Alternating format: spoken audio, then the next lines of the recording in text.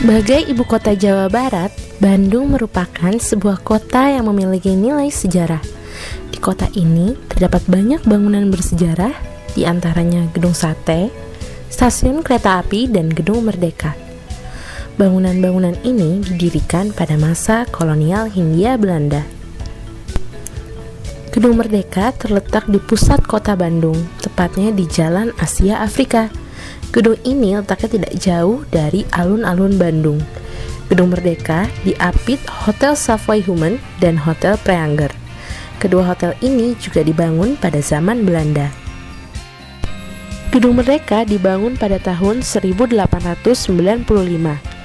Awalnya, Gedung Merdeka ini bernama Sociëteit Concordia, yang merupakan tempat rekreasi dan berkumpulnya warga Belanda yang berdomisili di Bandung.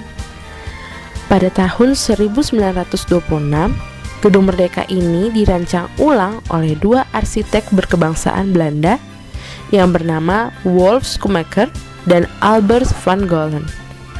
Gedung Merdeka ini bergaya arsitektur Art Deco. Setelah direnovasi, Gedung Merdeka berubah fungsi menjadi Gedung Pertemuan Super Club. Super Club adalah sebuah tempat berkumpulnya kalangan elit Belanda. Pada masa penjajahan Jepang, nama Gedung Merdeka diubah menjadi Daitoa Kaman. Daitoa Kaman merupakan pusat kebudayaan warga Jepang. Setelah Indonesia merdeka, pada tahun 1955, Gedung Merdeka dipilih sebagai tempat penyelenggaraan konferensi Asia Afrika. Alasannya karena letak gedung ini sangat strategis. Negara-negara yang mengikuti konferensi Asia Afrika diantaranya Afghanistan, Kamboja, China, Mesir, Ethiopia, dan negara Asia dan Afrika lainnya yang baru merdeka. Tujuan konferensi Asia Afrika adalah untuk mempromosikan kerjasama ekonomi dan kebudayaan negara-negara Asia Afrika.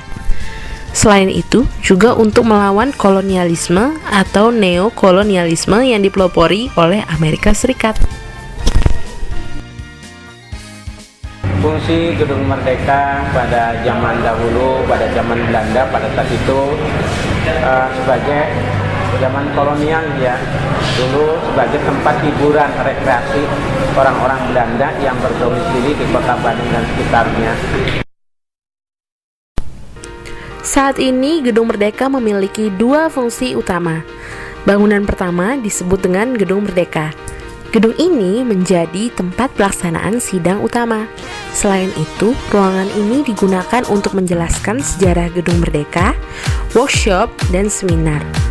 Bangunan kedua merupakan Museum Konferensi Asia Afrika yang digunakan sebagai tempat memorabilia Konferensi Asia Afrika.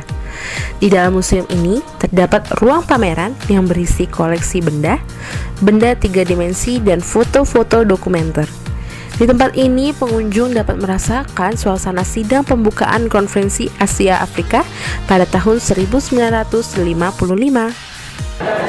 Gedung Merdeka ini sebetulnya banyak informasi yang bisa saya ambil ya. Banyak informasi yang bisa saya ambil, antaranya itu seperti ya ada foto-fotonya, terus juga ada informasi-informasi yang dulu belum saya ketahui.